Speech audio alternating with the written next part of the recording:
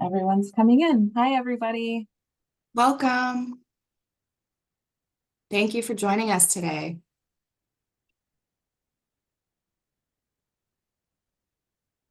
I'm just going to give maybe 2 more minutes for everybody to come in, and then we'll go ahead and get started.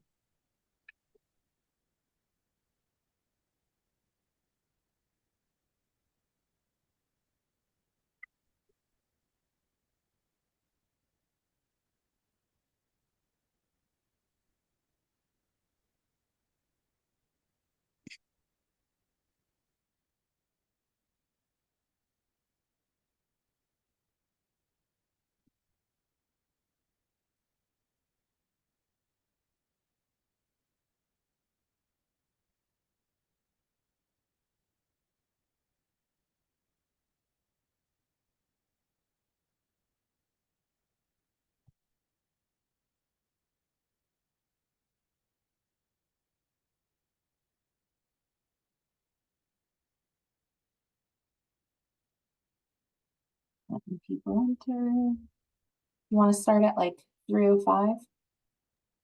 Yeah, that sounds perfect. Okay, awesome.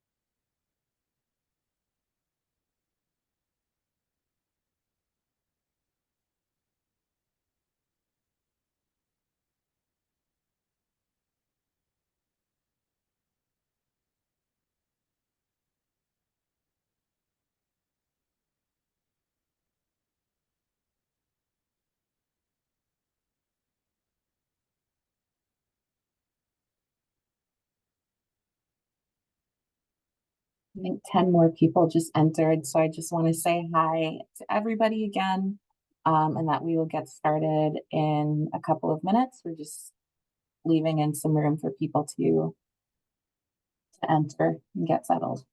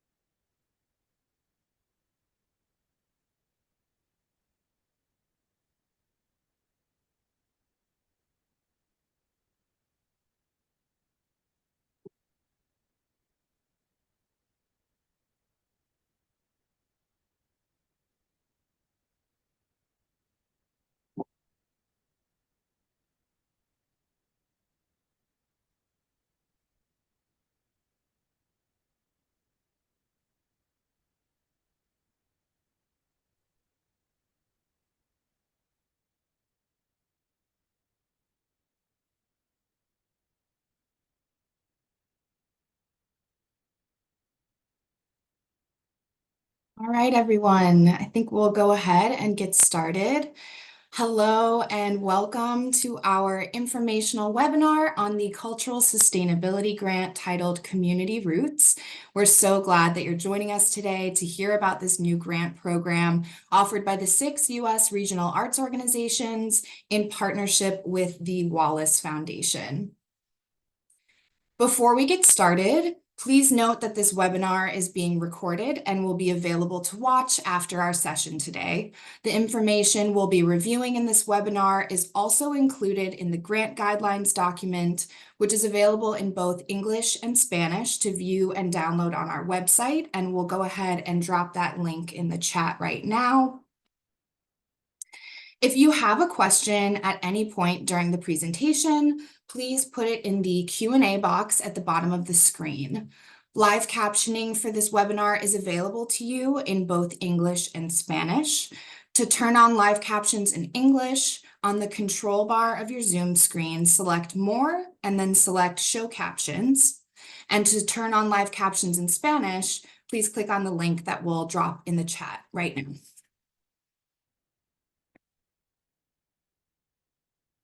Great. Now that we've gone over some of the housekeeping for our time together today, we'd like to go ahead and introduce ourselves. My name is Sarah Branch. I use she, her pronouns, and I am the program director for creativity and community at Mid-Atlantic Arts. I'm a mixed race Black woman with short curly hair and bangs. I'm wearing glasses and a black and white striped top with a blurred background behind me. I'm zooming in today from my home located on land known as Philadelphia, Pennsylvania. I want to acknowledge that this land is the traditional, ancestral, and unceded homelands of the Lenni Lenape peoples of Lenape-Hoking, whose historic stewarding of this land, enduring presence, and resistance to colonization remind us of the deep connections Indigenous communities have to this land. We honor their ongoing legacy, acknowledge the impacts of colonization, and commit to supporting the rights and cultures of the Lenni Lenape and all Indigenous peoples today.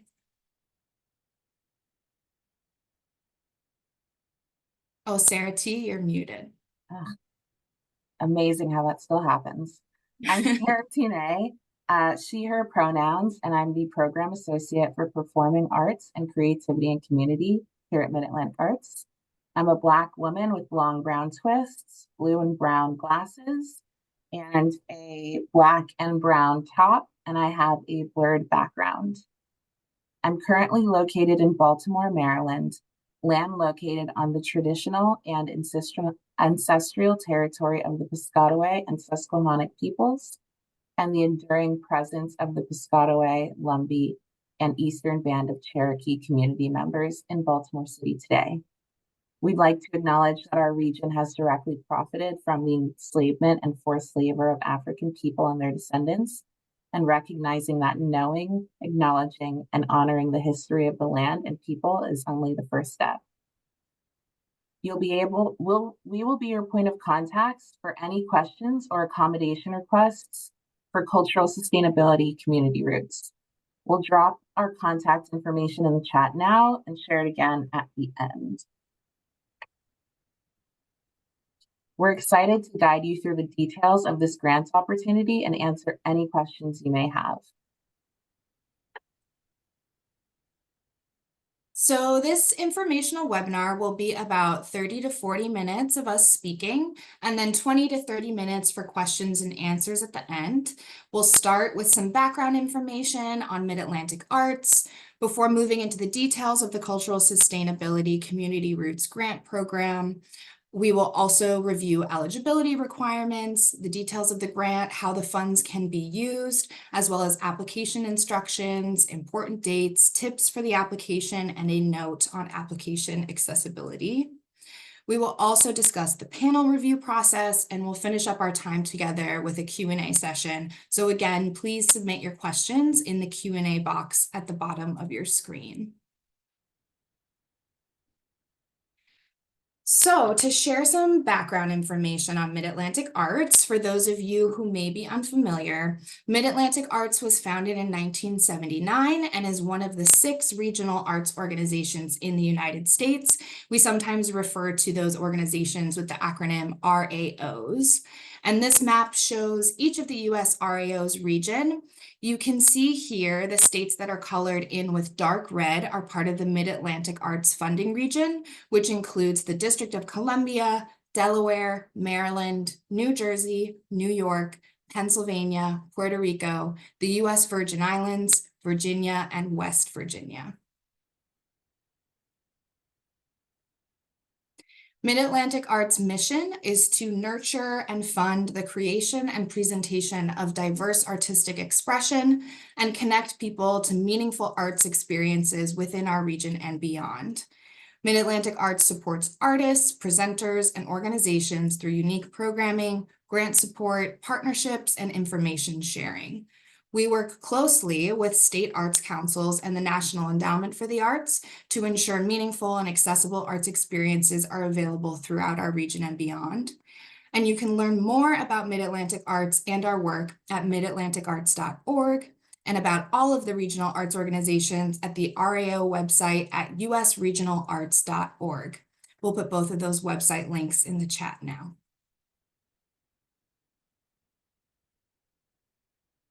The Cultural Sustainability Grant Program is an initiative aimed at supporting arts and culture in BIPOC, which is Black, Indigenous, and people of color communities. This grant will provide unrestricted operational funding to organizations that are founded by, with, and for these communities. We're looking to support organizations that address systematic inequities and engage in meaningful community work. This program was designed to address funding disparities that exist in our sector and to enable organizations to sustain and expand their practices while benefiting the communities they serve. The Cultural Sustainability Grant Program will provide general operating support to arts and culture organizations serving BIPOC communities with budgets under $500,000 and with at least 3 years of programming.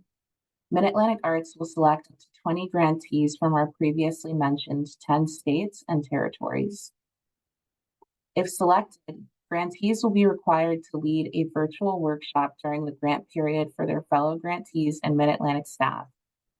Workshops can be on any subject of your choosing, for example, community engagement, cultural preservation, inclusivity, or social advocacy. The intention of these workshops is to cultivate a co-learning space and an opportunity to share your organization's experiences and expertise within a cohort of peer organizations. Additionally, grantees will be invited to join virtual peer networking sessions and quarterly check-ins with Mid-Atlantic Arts staff. To be eligible for this grant, your organization must meet the following criteria. Your operating budget must be under $500,000, excluding emergency funding like COVID relief, CARES Act, and ARPA.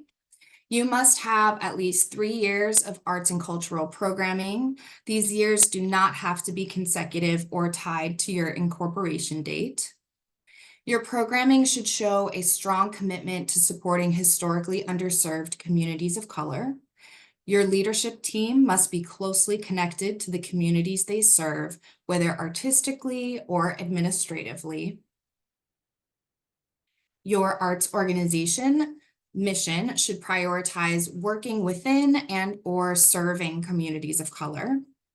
And to be eligible, your organization must be working to address systemic inequities through its practice.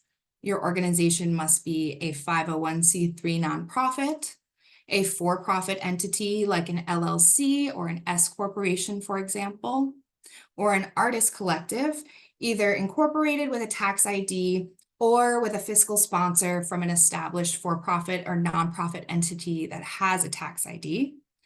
And finally, your organization must not have received Arts Here funding from your regional arts organization.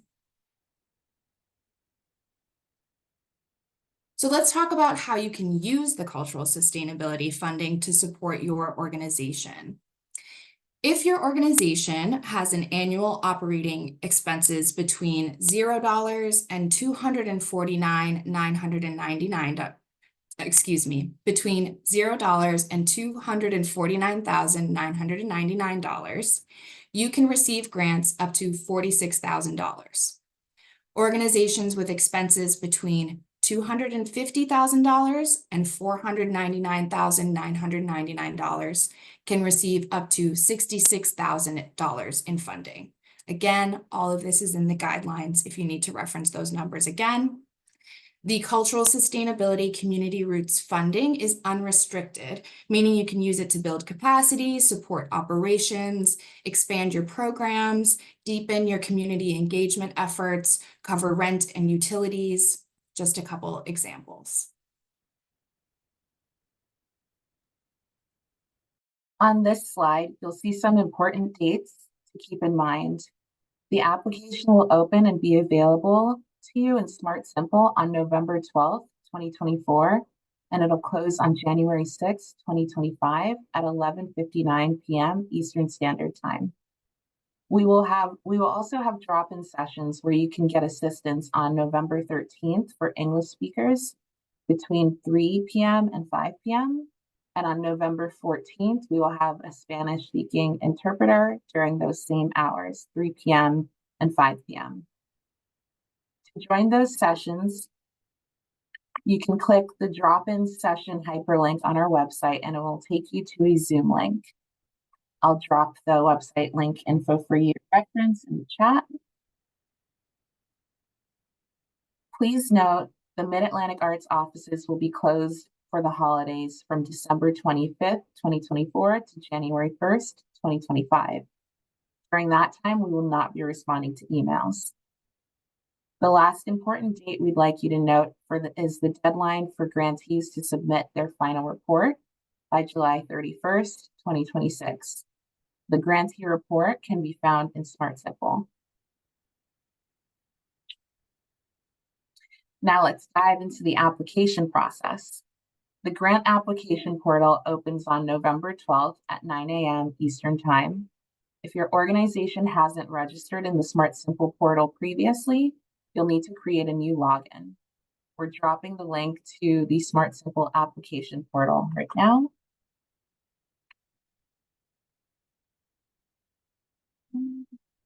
Once you've registered, you'll go to Funding Opportunities and select Cultural Sustainability and start your application.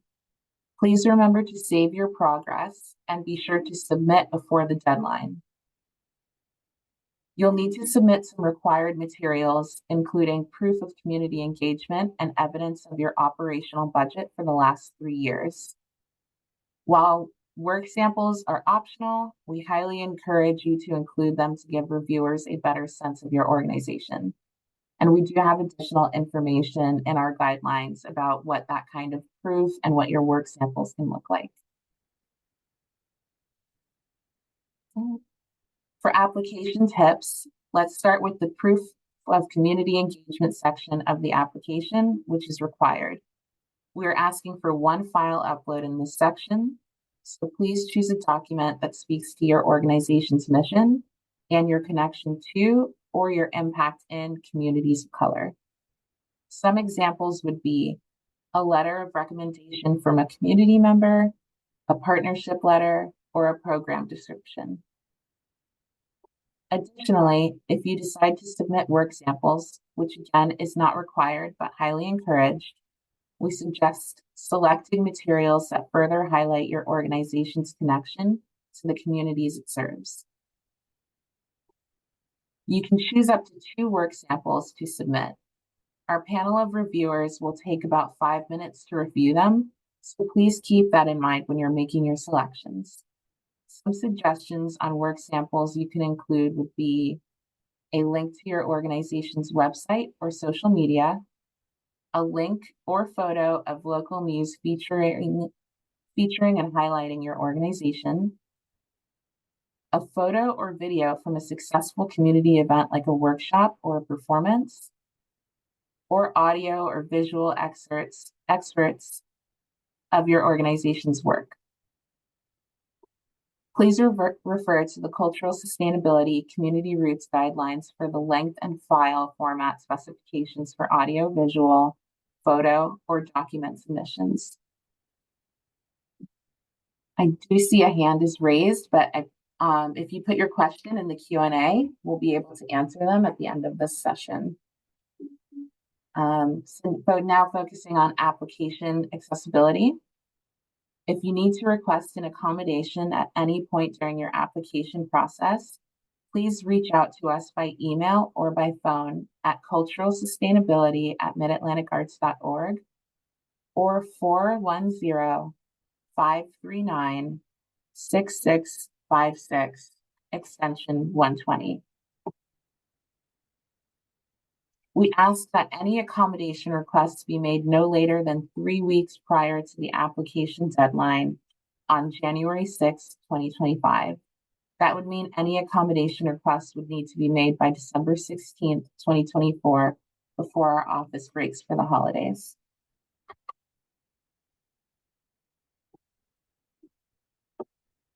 We will be choosing a panel of at least 5 people who will be peers and colleagues from arts communities of color in the Mid-Atlantic region to review applications.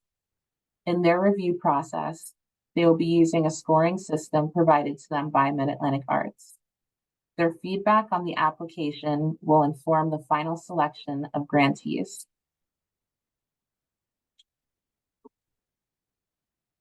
Now that we've gone over the details of the Cultural Sustainability Community Roots Grant Program, we will move into the Q&A section of our time together. So I'm going to go ahead and read the questions you have submitted in your Q&A box, and we'll have Sarah T. and I answer.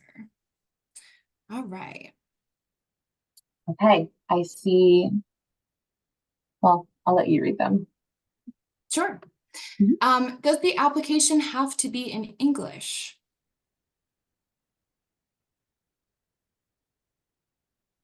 The application does not have to be in English, but you should keep in mind that when reviewers go through the application, they will be translating it, likely through a Google Translate or a Microsoft Translations tool. So I would just keep that in mind. But no, you can fill out your narrative responses in Spanish. Thank you for that question. Mhm. All right, I'm looking here. Can you, oh, go ahead, Sarah T. No problem. I just see somebody asked if we could please go back to the last page. So I figure we can just do that while we keep going through these questions. Sure. Okay. Next. All right. Let's see. Can you clarify what you mean when you say that leadership must be closely tied to the community you serve? Do you mean that leaders must be a part of that community or something else?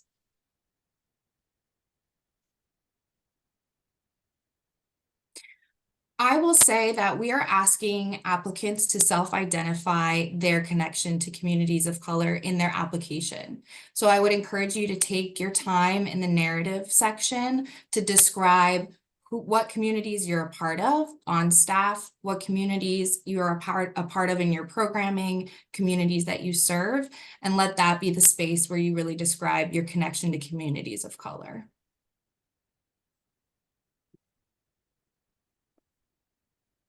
Can funds be used towards purchasing transportation?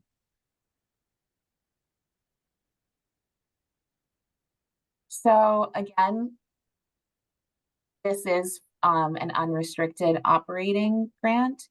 So I would say that if your transportation has to do with either your programming or something that is a part of your connection with your community, then yes, it could be. But I would be very clear about that and your reasoning for that in your narrative section of the application. And we do have a copy of the narrative questions on our website if you want to go through them before the application opens. Great. If artist collectives with fiscal sponsors are eligible, does their fiscal sponsor have to work with them on the application? Or does the collective have to do the application independently? This question has multiple parts, so I'm going to answer the first part. If you're working with a fiscal sponsor, you'll see as you go through the application in Smart Simple that the artist collective will fill out the information, and then it'll give you a document that has all of the answers to your application questions. You'll send that to your fiscal sponsor, who will then review, sign off, and then the artist collective within the portal will submit that information. So your fiscal sponsor won't need to log into Smart Simple or any of that. It will really be the artist collective that will lead that. And then Sarah T, the second part of that question is, can a fiscal sponsor take an admin fee from the grant?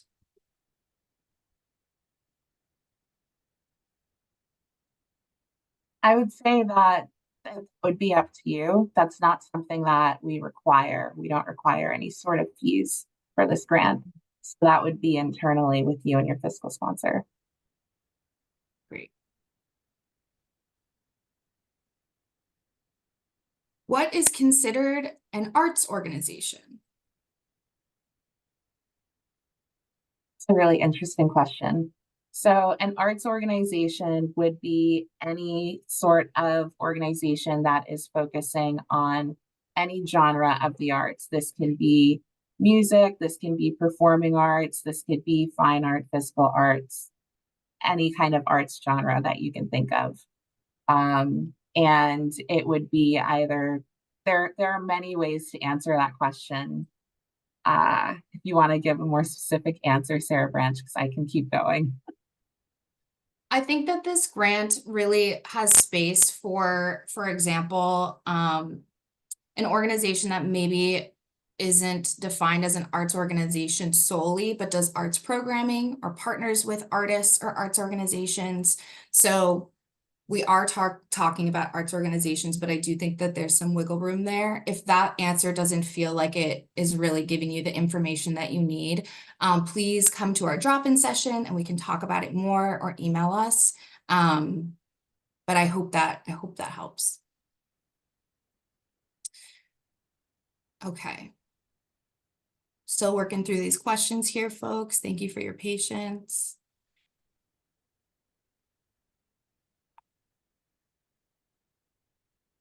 I see some gratitude in the Q&A. Thank you.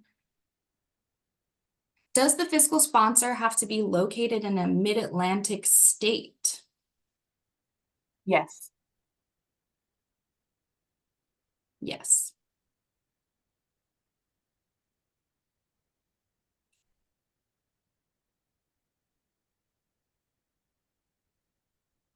Okay, I see some repeat questions that I'm scrolling past.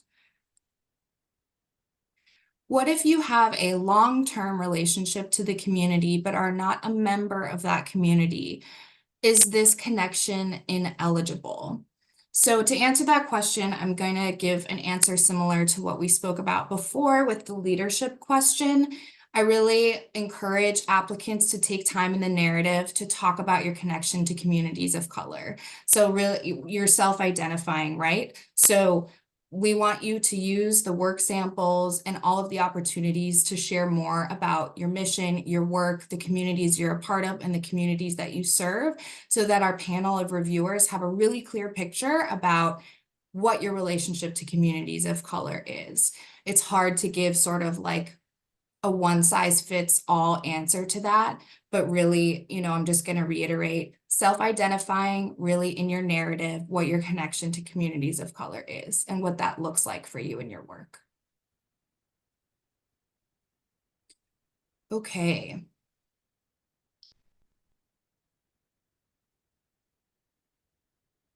Can you provide more detail on the definition of communities of color?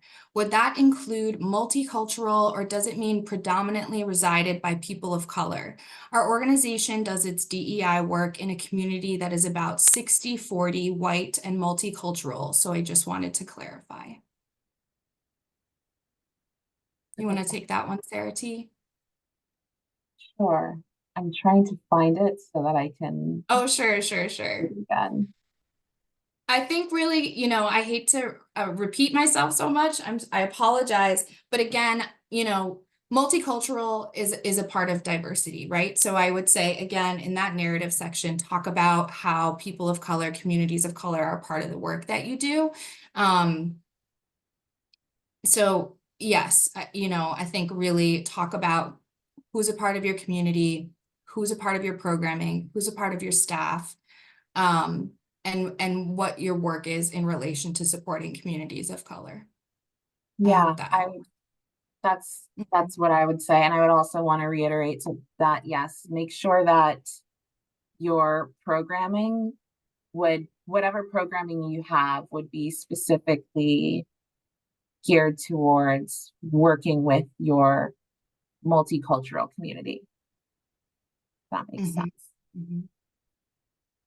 Okay, Sarah T, I'm going to throw this question to you. How Sure. do you assure the reviewers follow the judging criteria? On average, how many proposals will be reviewed by each reviewer? So right now, what we would be doing is we would have an orientation so that we could go through this with our panelists once they have been chosen. We would want to make sure that they understand the rubric that we would be giving them, the criteria that we would be giving them. And we do make sure that it's while it is a scoring system, there are multiple sections that they will need to focus on when reviewing your applications. Um, so that's how we would make sure that they stick within the criteria. That would be very important when it comes to reviewing these applications. What was the second part to that question? How will we ensure that they're using the rubric? Well, we make sure to check in with them during the application processing time. And I remember you also asking about how many applications would be given Yes, thank to you. each panelist. The answer is I can't give you one right now because we do not know how many applications we will receive. This is a pilot program. So this is the first one of its kind and the first of its conception for us at Mid-Atlantic Arts.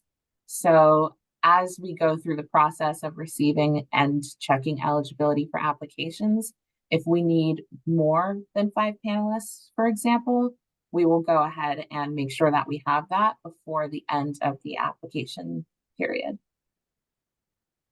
Thanks, Sarah T. Mhm. How do you gauge what the operations budget would have been without the COVID-related funding over the last 3 years? I'd like to answer that, and then Sarah T, please add anything that you'd like.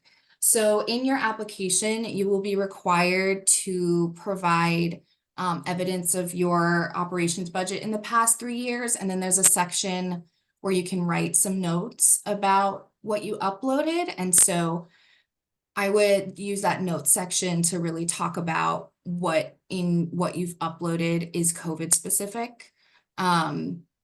Yeah, Sarah T, anything to add to that? No. Okay. All right.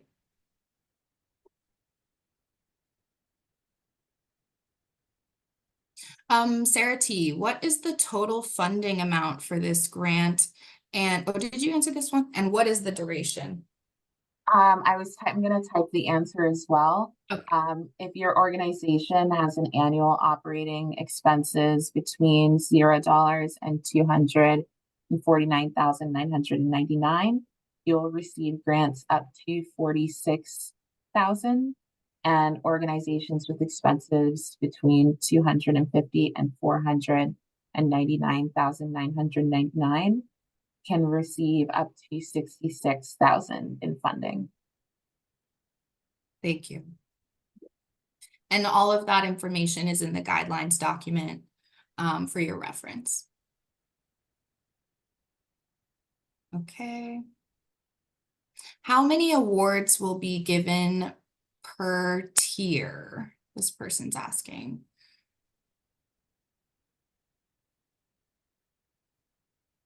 Sorry, can you show me the question?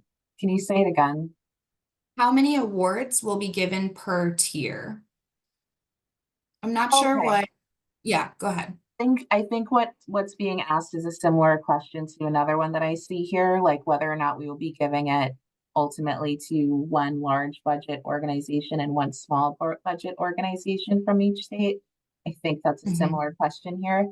Um, the idea would be to make sure that there is an even amount of funding between the higher um, operating budgets and the lower ones.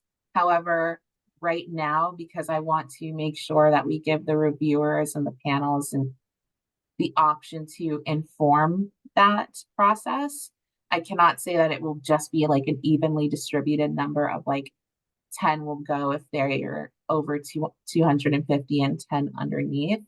It kind Mhm. of depends on the applications that we receive, and that will kind of inform how we move forward. Great.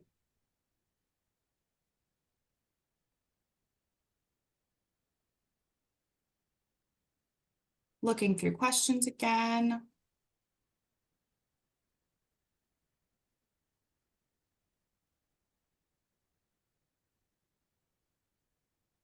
I can pick some questions. Go for it. Sure. Okay. I see a question. Did you mention how much one agency could apply for? If you mean how many times one organization can apply for this grant, I would say once.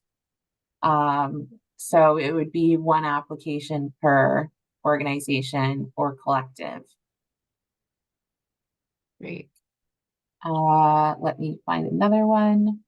Would you give preference to an organization that has a 40, I think that would be a 40,000 yearly budget or higher? Um, we would not be giving any sort of preference based on your annual budget as long as it is underneath $500,000 a year. You're eligible as long as you meet the other criteria for this grant. Mhm. Let me grab another one. I represent a nonprofit that does significant work in Pennsylvania and meets all other requirements. However, we are incorporated in Montana. Are we eligible for this grant? That's an interesting question. Um, I would actually, if you don't mind, Julia, I would like to take that back to our team to discuss because I don't want to give you an answer off the top of my head. I would think that the answer is no, but I do want to make sure that I'm giving you a fully looked at answer.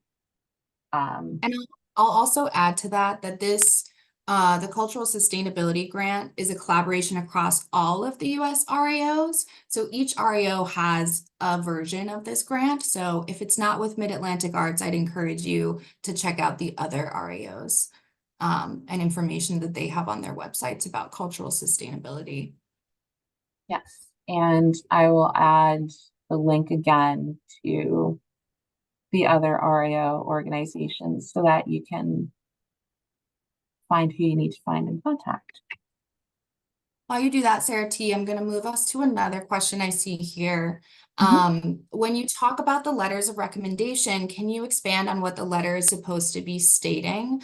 When we gave that example, we were sort of thinking a letter of recommendation from a community member that speaks to their relationship to your organization, the relationship of your organization to communities of color, but really it should be a letter of recommendation that supports the narrative that you are including in your application and really speaks to your eligibility for this grant, and how it would positively impact your work and the communities that you serve.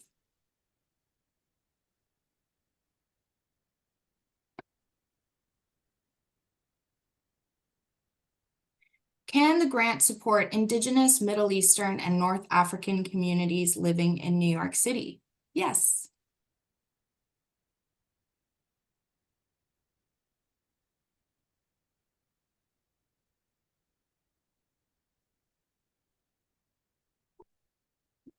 Okay.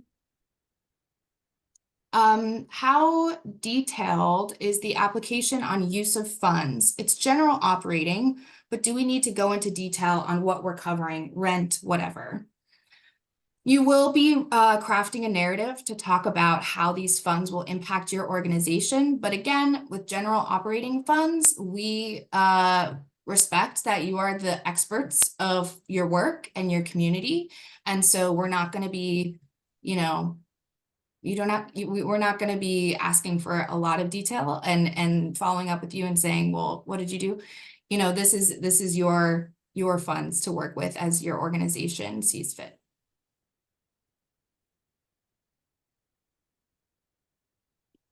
Can the applicant be a nonprofit African American theater company in the community? Yes.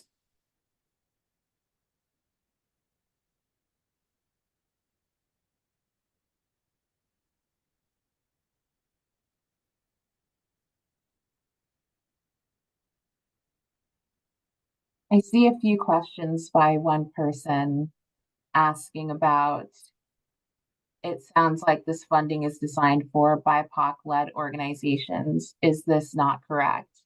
This grant is designed to support organizations that work within or led by people of color. So I wouldn't say that it's said that we are designated for BIPOC-led organizations, but your arts organization needs to be focused on working within communities of color. Mhm. I'm just going to keep going because I do see, okay, Sure. that one. And your other question, can we separate out our operations budget number, taking away any COVID related monies?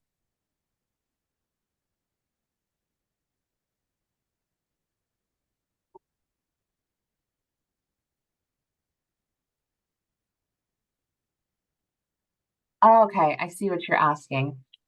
When we ask for your operating budget for the last 3 years, we would want to make sure that you do include your total operation budget, including any COVID related financials.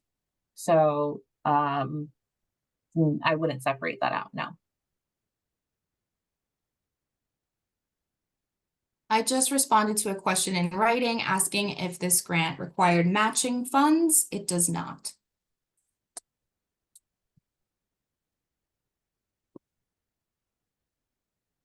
I see a question, do we need a fiscal sponsor? You do not need a fiscal sponsor, but you can use a fiscal sponsor.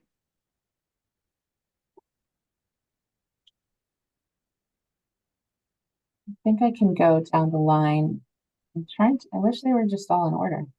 All right, let me see if I can reorient this questions in order. Okay, my application would involve a collaboration between local indigenous communities and indigenous communities on the Amazon. Does this fit your remit? If your organization is based within the Mid-Atlantic region and your programming is also largely based in the Mid-Atlantic region, I would say that yes, you are eligible to apply.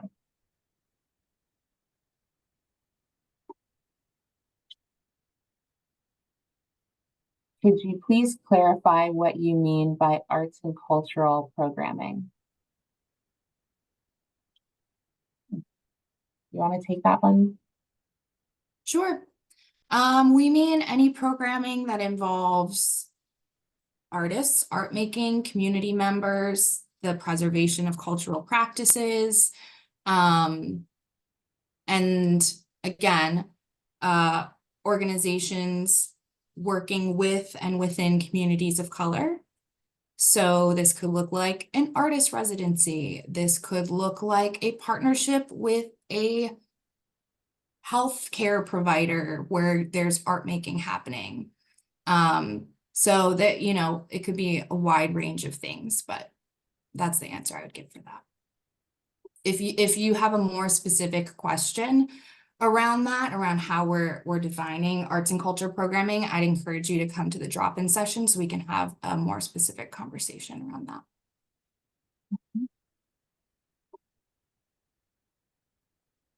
Okay. If only one organization can be selected from each state and in each category, how are you accommodating for states with larger populations and concentrations of arts organizations like New York?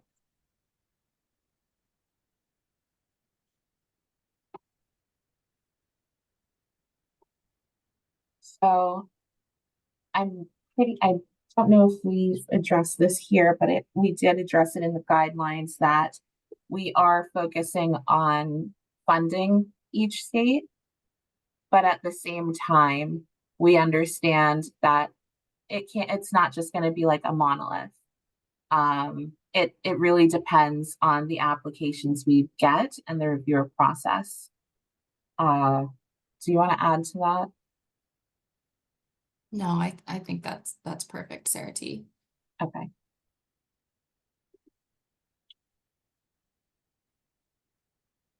Oh, thanks, Ariel. That's really nice. I really appreciate that comment. Um, thank you. Okay. Are there geographic priorities within the region you fund that you are considering in awarding grants?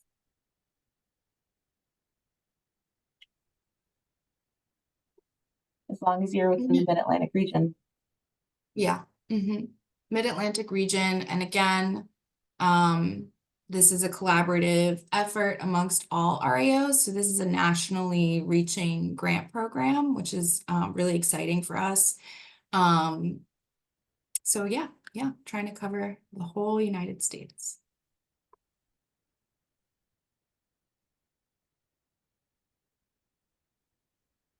The pauses that we have here, folks, are just us going through your questions. So thank you for your patience. There's a lot of great questions in here.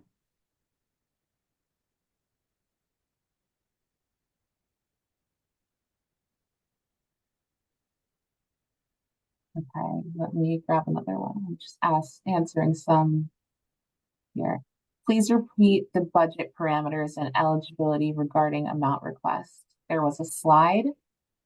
Sure, I can go ahead and add that to the response here. So that you have it. And I can also add it to the chat.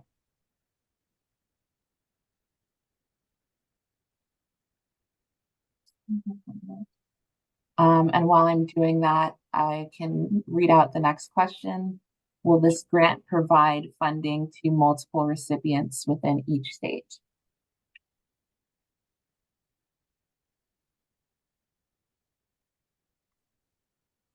No. Yes. Yes, sorry. It's okay. Which question are we? No, sorry. I'm answering the question, will this grant provide funding to multiple recipients within each state? Again, I would say that the idea is yes. However, it will be informed by the amount of applications we receive and eligibility.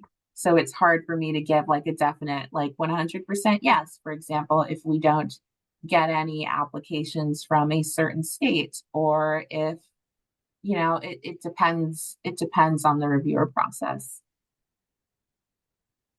Thanks, Sarah T, for clarifying that.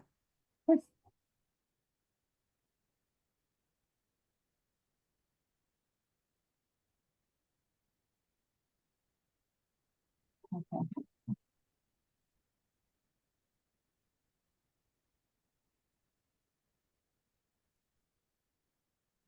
Thank you for providing a source and access to funding grant opportunities that is unrestricted, empowering the organization to make decisions needed to work on move the mission forward, providing more reach and access to the community served at large.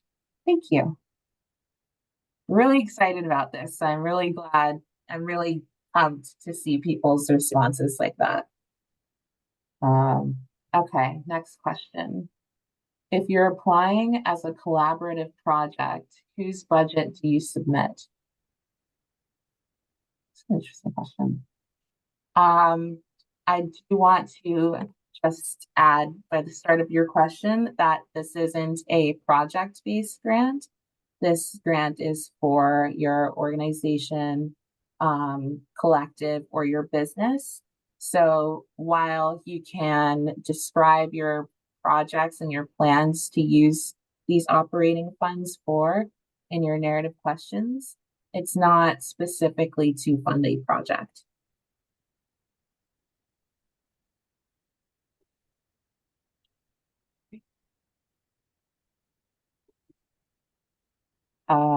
Okay.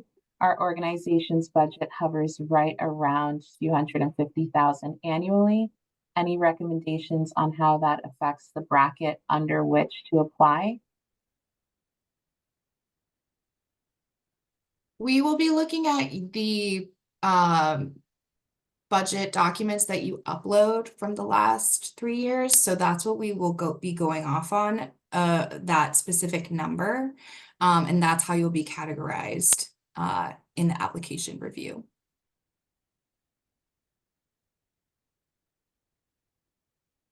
Do you want me to keep going with reading them out? Sure. Okay.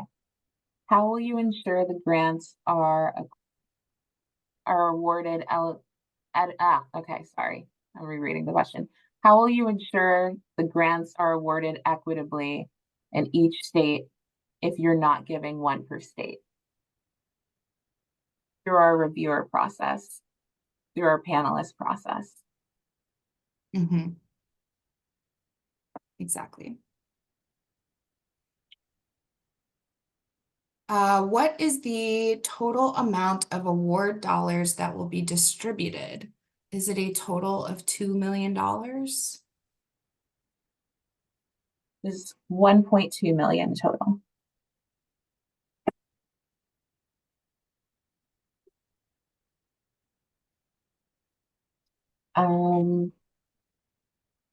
Okay, I see. What is considered an arts organization? I think we answered that one earlier. Yes, we did. Okay, did I just not mark it on me? I apologize. That's all right.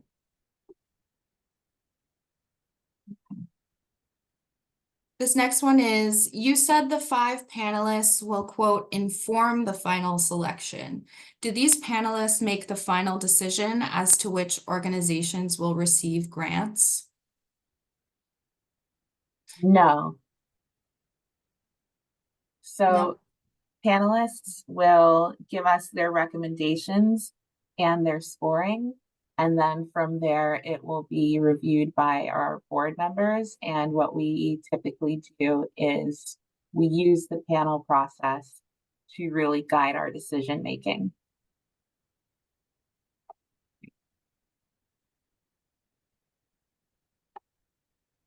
Is the annual budget based on the current fiscal year or the next one?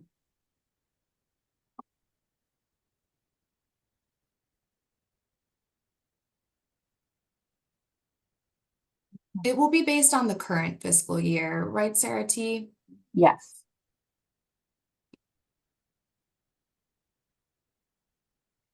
Can we submit multiple letters of recommendation, one of each between letter of recommendation, a partnership letter, or a program description that details your mission, a letter of support from a notable artist or community leader, etc.?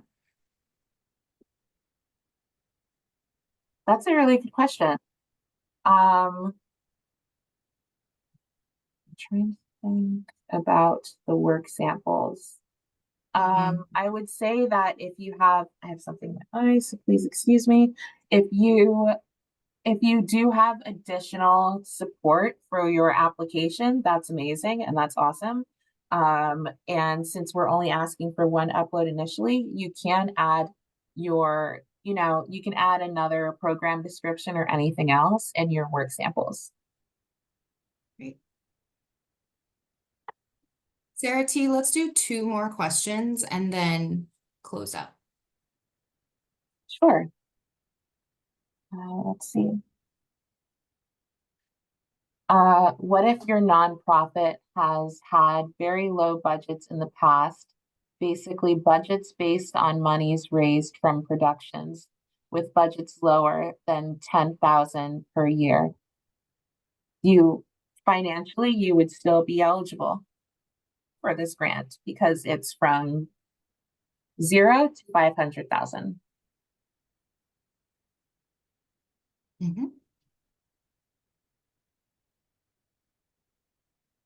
Last question. If your organization hosts dance workshops and events, in parentheses, African styles, but the events are open to everyone, is that applicable? I would say, again, you would want to describe your organization's mission and how you are a part of the communities that you serve. So you would really want to talk about your relationship to communities of color in your narrative, and talk about your program in that sort of context. All right, folks, these were some really fantastic questions. I see that there's more in the Q&A box, and I apologize that we haven't had a chance to answer all of them, but I want to again remind you that there are 2 drop-in sessions, one in English on November 13th and one with Spanish translation on November 14th. We'd love to see you there to talk through any further questions that you have. I also have this last slide here that has all of our contact information. You can reach us by email and phone. We really hope that this information helps you as you prepare your applications. The recording of this webinar will be available for your reference, and it will be uploaded on our website by early next week. And those guidelines documents that we keep referencing can also be viewed and downloaded in English and Spanish. We're going to drop those links in the chat one more time, along with our contact information. And again, any questions, please reach out. You can contact us at culturalsustainability@midatlanticarts.org. We are also available by phone at 410-539-6656, extension 120. Please don't hesitate to let us know if you need any assistance or clarification. And we hope you have a fantastic rest of your day. And if you're celebrating, happy Halloween. Thank you so much. Thanks, everyone. I am going to close this webinar at exactly 4 p.m. So I am going to try to type in just a couple of more answers with the last few minutes. And as previously stated, please don't hesitate to send us an email. That also works too, if I haven't gotten to your question. Thank you.